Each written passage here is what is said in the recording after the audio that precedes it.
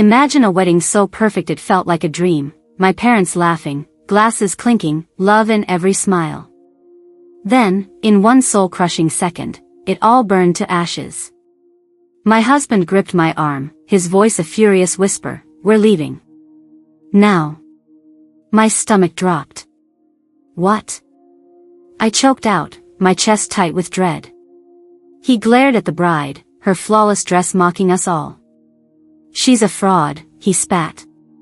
"A heartless con artist who's been lying to our faces." Rage and pain tore through me.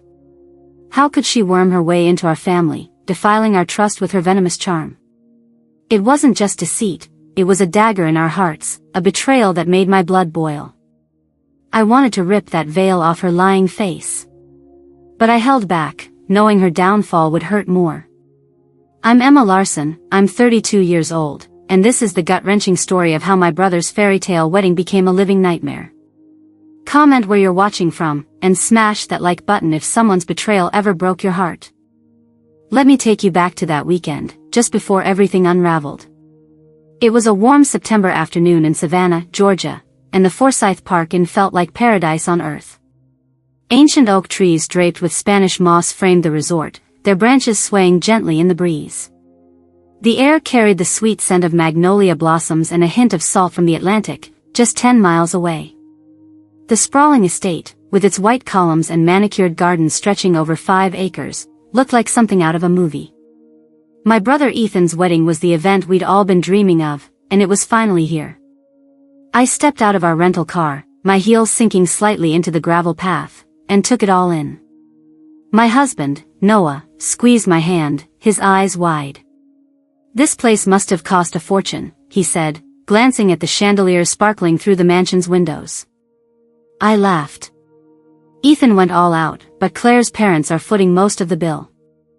Her dad's some big-shot real estate tycoon from Charleston." Noah raised an eyebrow, but said nothing, his doctor's instinct always sniffing out details others missed. Ethan bounded toward us, his grin as bright as the Georgia sun. At 29, my little brother still had the energy of a kid at a theme park. "Emma. Noah. You made it," he shouted, pulling me into a bear hug that nearly knocked me over. "Where's Claire?" I asked, scanning the crowd of guests mingling on the lawn. "Getting ready with her bridesmaids," Ethan said, his voice practically glowing. "You're gonna love her, Emma. She's everything."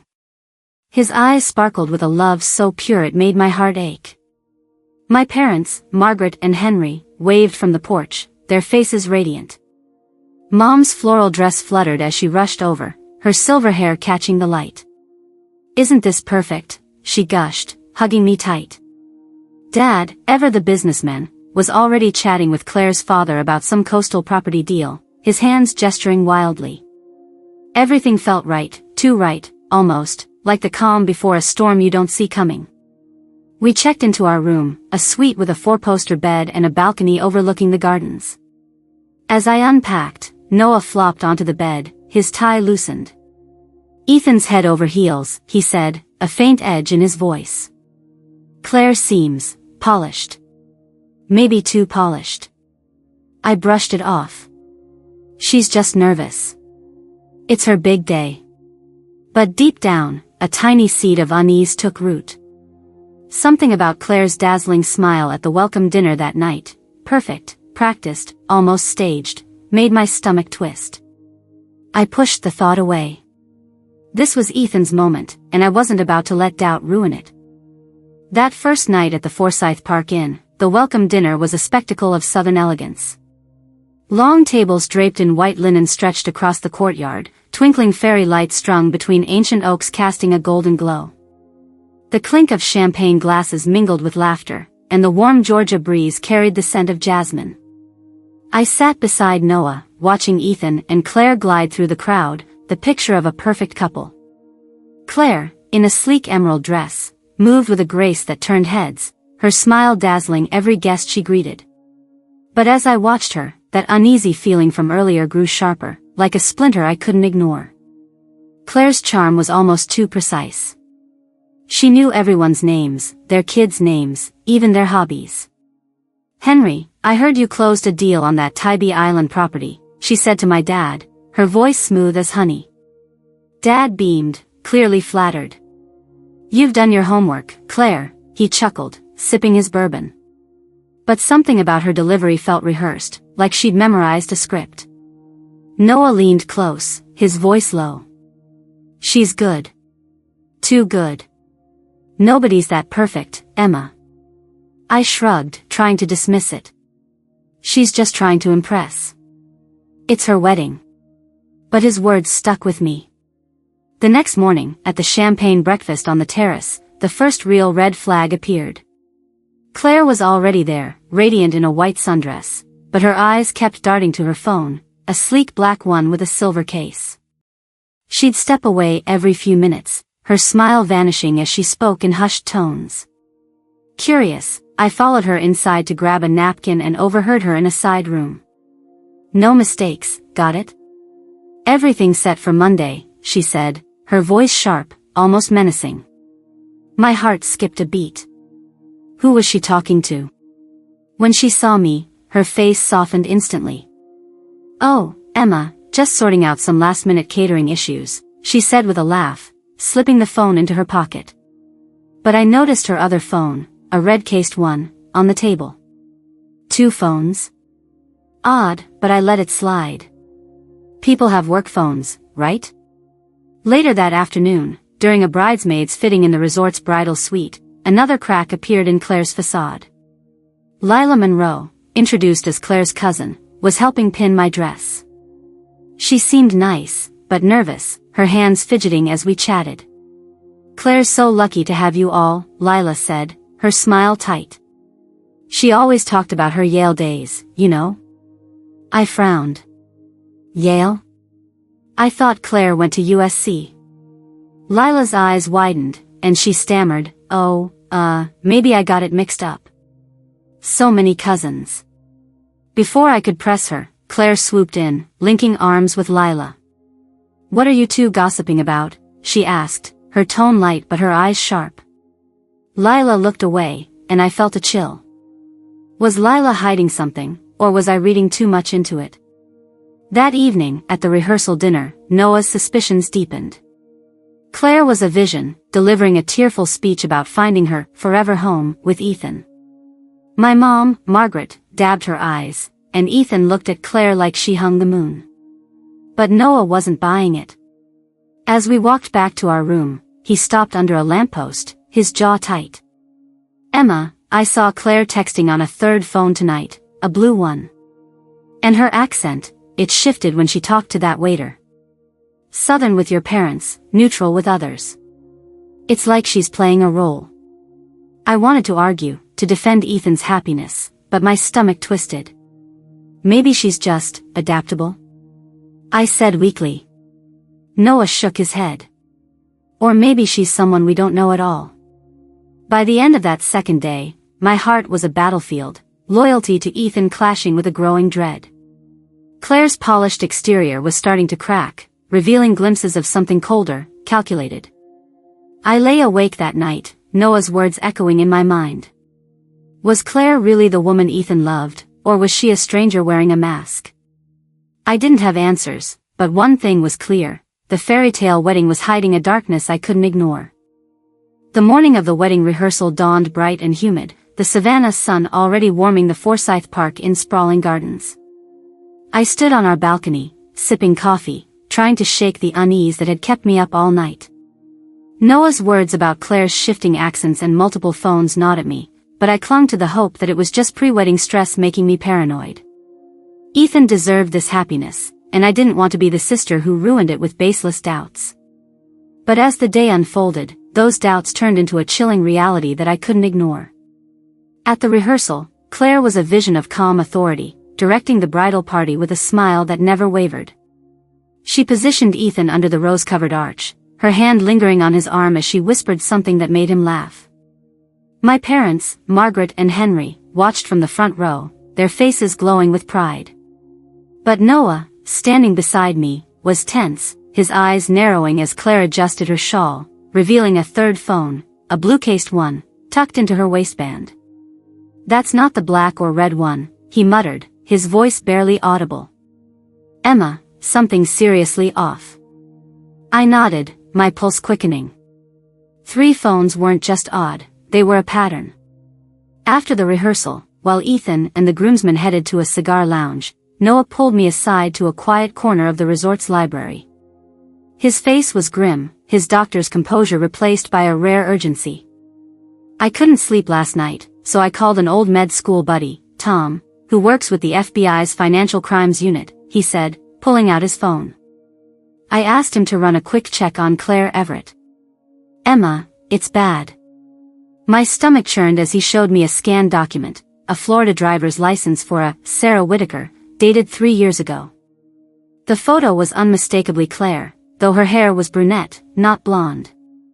"This Sarah Whitaker pulled off a $2 million scam in Miami," Noah said, his voice low. "She married a tech CEO, gained access to his accounts, then vanished with the money." I stared at the screen, my hands trembling. "This can't be her," I whispered, but the evidence was undeniable. Noah scrolled to a news article about the scam, detailing how Sarah had charmed her way into the CEO's family, just like Claire had with ours. "Tom's still digging, but he says she's used at least 2 other aliases," Noah added. Claire Everett might not even be her real name. My mind raced back to Lila's slip-up about Yale versus USC, Claire's secretive phone calls, her too-perfect charm. It was all starting to fit together, and it terrified me. That afternoon, during a break in the bridesmaids' activities, I slipped into the resort's business center to check my email, hoping to distract myself. But what I found made my blood run cold. An email from Claire Everett to my dad, Henry, had been forwarded to me by mistake. It was timestamped at 2 a.m. that morning, urging him to transfer $250,000 into a secure investment fund for a once-in-a-lifetime real estate deal in Savannah.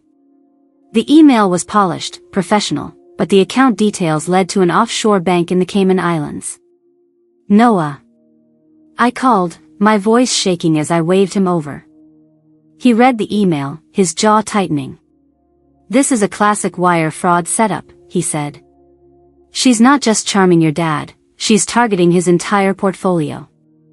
We confronted Henry privately in his suite, showing him the email. His face paled, but he shook his head. "Claire wouldn't do this. She's been nothing but kind, and her father's been advising me on investments." Noah didn't back down. "Henry, her father might be in on it. We need to check your accounts, now." Reluctantly, Henry logged into his bank's app on his tablet. My heart sank as he froze, his voice barely a whisper. "There's a pending transfer, $100,000, initiated last night." I didn't authorize this. Noah's eyes met mine, and I knew we were running out of time. Back in our room, I paced the hardwood floor, my mind a whirlwind of fear and betrayal. How could Ethan not see this? I cried, tears stinging my eyes. Noah put a hand on my shoulder, his voice steady but urgent. "She's a pro, Emma. She's done this before, and she's counting on Ethan's love to blind him. But we're not blind." He pulled up another document from Tom, a grainy photo of Sarah Whitaker at a Miami gala, standing beside a man who looked eerily like Claire's father at the welcome dinner. "This isn't just about money," Noah said, his voice darkening. "If she's who Tom thinks she is, she's dangerous. We need to act before she hurts Ethan, or worse." As the sun dipped below the horizon, casting long shadows over the resort, I felt a crushing weight. Ethan was about to marry a woman who didn't exist, and our family was her target. The wedding was tomorrow, and Claire was already moving her pieces into place. I wanted to scream, to warn Ethan, but Noah was right, we needed more proof to convince him without breaking his heart. But with every passing hour, the noose around our family tightened, and I couldn't shake the fear that we were already too late. The sun hung low over Savannah, painting the Forsyth Park Inn's gardens in shades of gold and crimson, but the beauty felt like a cruel mockery. My heart pounded as Noah and I slipped away from the wedding rehearsal's cocktail hour, our minds racing with the horrifying truth we'd uncovered. Claire Everett, the woman Ethan was set to marry tomorrow, wasn't just a con artist named Sarah Whitaker, she was a predator, and our family was her prey. The $100,000 unauthorized transfer from Henry's account and the fake email urging him to send more money were just the beginning. But what Noah revealed next, in the dim glow of our suite's balcony, turned my fear into pure terror. Noah's phone buzzed with a new email from his FBI contact, Tom. His face hardened as he read it, his voice dropping to a whisper. "Emma, this is worse than we thought." Tom cross-checked Claire's aliases with international databases. "She's not just a lone scammer. She's tied to a syndicate, a criminal network that's been fleecing wealthy families across Europe and the US for years." I felt the air leave my lungs. "A syndicate?" I stammered, gripping the balcony railing. Noah nodded, showing me a grainy surveillance photo of Claire, or someone who looked exactly like her, in a London casino 2 years ago, arm in arm with a known money launderer. "Her real name might be Elena Voss," he said. "And she's got a one-way ticket to Zurich booked for Monday morning, under that name, leaving from Atlanta, 200 miles from here." My knees buckled, and I sank into a chair. "She's planning to run," I whispered, the weight of it crushing me. Noah's jaw tightened. "Not just run. Tom says her pattern is to disappear right after the wedding, when everyone's distracted. She's already moved $500,000 from another account Henry didn't even know about, funneled through a shell company in Delaware." I clutched my stomach, nausea rising. $500,000? "How did she?" Noah cut me off, his voice urgent. "She hacked into Henry's laptop during the welcome dinner." Tom traced a keylogger installed on his device, capturing every password he typed. "She's been planning this for months, Emma, and Ethan's just her way in." The realization hit me like a freight train. Ethan, my sweet, trusting brother, was about to vow his life to a monster who saw him as a pawn. I thought of his beaming smile at the rehearsal, the way he looked at Claire like she was his entire world. "We have to tell him," I said, tears welling up. Noah grabbed my shoulders, his eyes intense. "We will, but we need to be smart. If we spook her, she'll bolt before we can stop her, or worse, her syndicate could retaliate. Tom's working on an arrest warrant, but we need to keep her here until the FBI arrives." I nodded, wiping my eyes, but my hands wouldn't stop shaking. The stakes weren't just financial anymore, they were personal, and possibly deadly. Desperate for more proof, I remembered Claire's cousin, Lila Monroe, who'd seemed so nervous at the fitting. While Noah coordinated with Tom, I tracked Lila down at the resort's bar, where she was sipping a martini alone. "Lila," I said, sliding into the seat beside her, forcing a smile. "Tell me about Claire's Yale days. You mentioned them yesterday." Her face paled, her glass trembling. "Oh, I meant USC. I get mixed up," she mumbled, avoiding my eyes. I leaned closer, my voice low but firm. "Lila, I know something's wrong. If you're in over your head, tell me now." She froze, then whispered, "You don't understand, Emma. You can't stop her. She's dangerous." Before I could press further, Lila bolted, leaving her drink behind. Back at the cocktail hour, I watched Claire work the crowd, her laughter ringing out as she toasted with Margaret.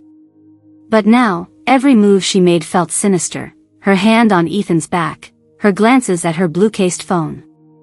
Noah pulled me into a shadowed alcove, his voice barely audible over the jazz band. "Tom just confirmed, Claire's father is a known fixer for the syndicate. He's been spotted in Savannah, probably overseeing the operation." My blood ran cold. "They're all in on it," I gasped. Noah nodded grimly. "And if we don't act fast, they'll destroy your family, and Ethan's heart." As the evening deepened, the fairy tale wedding felt like a house of cards, ready to collapse. Claire wasn't just after money, she was a cog in a machine that could crush us all. The clock was ticking, and with every passing minute, I felt the walls closing in. We had one night to save Ethan and stop Claire before she vanished into the night, leaving our family in ruins. The Forsyth Park Inn's grand ballroom buzzed with pre-wedding excitement as the rehearsal dinner wound down, but my heart was a war zone of dread and determination. Noah and I had just uncovered Claire Everett's ties to a criminal syndicate, her aliases as Sarah Whitaker and Elena Voss, and her plan to flee to Zurich with $500,000 stolen from my father, Henry. Ethan, my brother, was still oblivious, toasting with guests under the chandeliers, his arm around the woman he thought he'd spend his life with. We couldn't wait any longer. Tonight, we had to confront Claire and save our family before her scheme destroyed us all. Noah and I huddled with Henry and Margaret in a private suite upstairs, the air thick with tension. Henry's face was ashen, his hands clenched after seeing the evidence of Claire's betrayal, fake emails, hacked accounts, and FBI reports. Margaret, usually so composed, clutched a tissue, her eyes red. "How could we be so blind?" she whispered, her voice breaking. I took a deep breath, my resolve hardening. "We need Ethan here. He deserves to know." Noah nodded, texting Ethan to join us, claiming a family emergency. Minutes later, Ethan arrived, his smile fading as he saw our grim expressions. "What's going on?" he asked, glancing around. "Where's Claire?" Before I could answer, we sent a message to Claire, asking her to come to the suite to discuss urgent wedding details. She arrived moments later, a vision in a cream silk dress, her blonde hair cascading perfectly. "Is everything okay?" she asked, her voice dripping with concern as she scanned the room. Ethan reached for her hand, but I stepped forward, my voice steady despite the storm inside me. "Claire, we know who you are. Sarah Whitaker. Elena Voss. Take your pick." Her eyes flickered, just for a split second, but she recovered quickly, laughing softly. "Ethan, what's this about? Is this some kind of joke?" Noah opened his laptop, displaying the Florida driver's license with her face as Sarah Whitaker and the London casino photo linking her to the syndicate. "No joke," he said, his tone icy. "You've been siphoning money from Henry's accounts, $500,000 so far, and planning to disappear to Zurich on Monday. The FBI's already on your trail." Claire's smile faltered, her hand tightening on her purse. Ethan's face crumpled, his voice barely audible. "Claire, tell me they're wrong. Please." She turned to him, her eyes softening. "Ethan, I love you. This is a misunderstanding. I'd never." "Stop lying." I snapped, my voice shaking with fury. "We found your keylogger on Dad's laptop, your fake email trying to scam him for $250,000 more. Lila told me you're dangerous, and she's right." Claire's composure cracked, her gaze darting to the door. Henry stood, his voice low and commanding. "You're not going anywhere. I've alerted resort security, and the FBI's on their way from Atlanta, 200 miles out. Your father, your fixer, won't save you now." For the first time, Claire looked trapped, her perfect mask slipping away. Then, in a chilling shift, she straightened, her voice turning cold, devoid of the southern warmth she'd faked. "Well, I underestimated you, Dr. Bennett," she said, smirking at Noah. "Most families are too busy fawning over me to notice. Ethan was easy, blinded by love. Henry, you were the real prize, with your $50 million portfolio." Margaret gasped, and Ethan staggered back, his face a mask of pain. "Was any of it real?" he choked out, tears in his eyes. Claire shrugged, her smirk widening. "You're sweet, Ethan. That made it fun, for a while. But this is business." I lunged forward, rage boiling over, but Noah held me back. "She's done, Emma," he said, his voice firm. Claire laughed, a hollow sound. "Done? You think you've won? My people are already gone. You'll never catch them." But her bravado wavered as sirens wailed in the distance, growing louder. Henry pulled out his phone, showing a text from his security team. "Your accounts are frozen, Claire, or Elena, or whatever your name is. The FBI's here." Her face drained of color, and she bolted for the door, only to be stopped by 2 security guards in the hallway. As they restrained her, Ethan sank to his knees, sobbing. "Why, Claire," he whispered, but she didn't look back. The woman he loved was gone, replaced by a stranger who'd played us all. My heart shattered for him, but a fierce relief surged through me. We'd stopped her, just in time. The Forsyth Park Inn, once a beacon of celebration, felt like a hollow shell as the night of the rehearsal dinner gave way to chaos. Claire Everett, exposed as Elena Voss, a syndicate operative, had been led away in handcuffs by FBI agents, her cold smirk seared into my memory. But the victory of stopping her scheme was overshadowed by the devastation she left behind. My brother Ethan, who hours ago had been toasting his future, now sat crumpled on the suite's velvet sofa, his face buried in his hands. The air was heavy with grief, and the weight of Claire's betrayal pressed down on us all. Ethan's sobs broke the silence, each one a knife to my heart. "I loved her," he whispered, his voice raw. "How could I be so stupid?" I knelt beside him, my own tears falling as I gripped his shoulder. "You're not stupid, Ethan. She was a master at this. She fooled us all." But my words felt empty, unable to reach the depths of his pain. Margaret, my mother, sat frozen, her tissues shredded in her lap.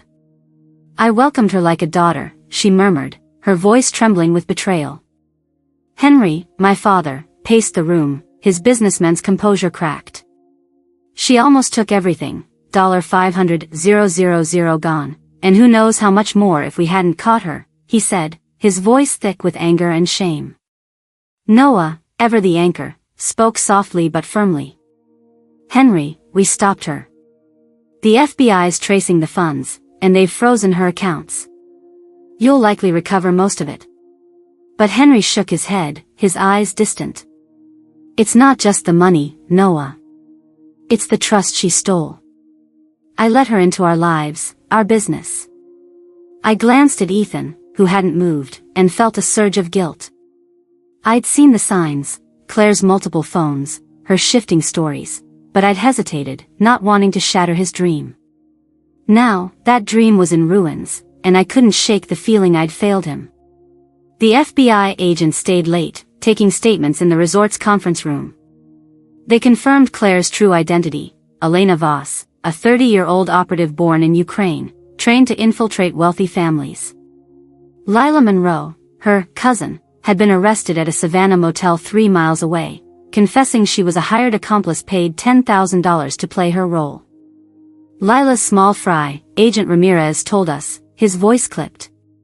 "She gave us names, but the syndicate's ringleader, Claire's father, slipped through. We think he's already left Georgia." The news hit like a punch. Claire was in custody, but her network was still out there, a shadow looming over our family. As dawn broke, the resort's gardens glowed with a cruel serenity, mocking the turmoil inside us. Ethan refused to return to the apartment he'd shared with Claire in Charleston, 100 miles away. Instead, he moved into my parents' guest room in Savannah, his once vibrant spirit dulled. "I can't face it," he told me, his voice hollow as we packed his suitcase. "Every corner of that place reminds me of her." I hugged him tightly, wishing I could erase his pain. Margaret threw herself into caring for him, cooking his favorite pecan pie, but even her warmth couldn't reach him. Henry, meanwhile, hired a cybersecurity firm to audit his accounts, vowing never to be so trusting again. In the days that followed, we learned the depth of Claire's deception. The FBI found a hidden server in her hotel room, containing detailed dossiers on our family, our habits, our finances, even Ethan's favorite coffee shop. She'd studied us like prey, exploiting Ethan's love to get to Henry's $50 million portfolio. The $500,000 she'd stolen was just the start. Her plan was to siphon millions after the wedding, using forged documents to drain Henry's investment accounts. The truth was a bitter pill, but it also brought a grim clarity. We'd narrowly escaped a catastrophe. As we left the resort, the weight of Claire's betrayal lingered, but so did a flicker of resilience. Ethan was broken, but he was still here, surrounded by a family that would fight for him. We'd been shaken, but not destroyed. The scars would take time to heal, but they were proof we'd survived. The days following Claire Everett's arrest at the Forsyth Park Inn were a blur of raw grief and quiet resolve. Ethan, my brother, was a shadow of the vibrant man who'd once lit up every room. The revelation that Claire, Elena Voss, had used him as a pawn in her syndicate scheme left wounds deeper than the $500,000 she'd stolen from our father, Henry. But even in the wreckage of that betrayal, our family found a fragile strength, piecing ourselves back together one step at a time. It wasn't easy, but it was the beginning of a journey toward healing. Ethan moved into our parents' Savannah home, a cozy two-story house just 5 miles from the Atlantic coast, unable to face the Charleston apartment he'd shared with Claire, 100 miles away. His first weeks were silent, his eyes vacant as he sat on the porch, staring at the marshlands. "I keep seeing her face," he told me one evening, his voice barely above a whisper as we sipped sweet tea under the stars. "Not the monster she became, but the woman I thought I loved." My heart ached, but I squeezed his hand. "That woman wasn't real, Ethan. But your heart is. You'll find your way back." He nodded, but the doubt in his eyes lingered. Margaret, my mother, poured her love into Ethan, baking his favorite pecan pies and arranging therapy sessions with a counselor in Savannah. "He's my baby," she said, her voice cracking as we folded laundry together. "I'll do whatever it takes to see him smile again." Henry, shaken by how close he'd come to losing his $50 million portfolio, threw himself into fortifying his financial security. He hired a top cybersecurity firm from Atlanta, 200 miles away, to overhaul his systems, and spent evenings teaching Ethan about fraud prevention, hoping to rebuild his confidence. "I failed to protect you," Henry admitted to Ethan one night, his voice heavy with regret. "But we're stronger now." Ethan managed a small smile, a flicker of the old spark. Noah and I stayed in Savannah for 2 weeks, balancing our Chicago lives with daily calls to Ethan. Noah, ever the steady doctor, took Ethan fishing at Tybee Island, 15 miles from the city, sharing quiet moments that spoke louder than words. "He's tougher than he realizes," Noah told me as we packed to leave, his eyes warm with hope. "Give him time." Back in Chicago, I found comfort in Noah's unwavering support. His instincts had saved our family, and every night, as we cooked dinner in our cramped apartment, I felt our bond deepen. "We got through this together," I said, kissing his cheek. He smiled. "Always will, Emma." 6 months later, Ethan took a bold step, accepting a job at a tech startup in Atlanta. He rented a loft downtown, 250 miles from Savannah, and began rebuilding his life. "It's not Charleston," he told me over coffee during a visit, his voice steadier. "But it's a fresh start." He'd started therapy, and though he rarely spoke of Claire, I saw glimpses of his old humor, like when he teased me about burning my famous cornbread. Margaret and Henry visited often, their pride evident as Ethan hosted them for a barbecue, his laughter echoing through the loft. By the 1-year mark, our family gathered at Margaret and Henry's for a quiet dinner, not to celebrate but to acknowledge our survival. Ethan raised a glass, his eyes clear. "I thought Claire broke me," he said, his voice strong. "But you all reminded me who I am." We toasted to resilience, to love that endures. The scars remained, but they were proof of our strength. Ethan was healing, and so were we, rising from the ashes of a nightmare to embrace a future built on trust we'd fought to reclaim.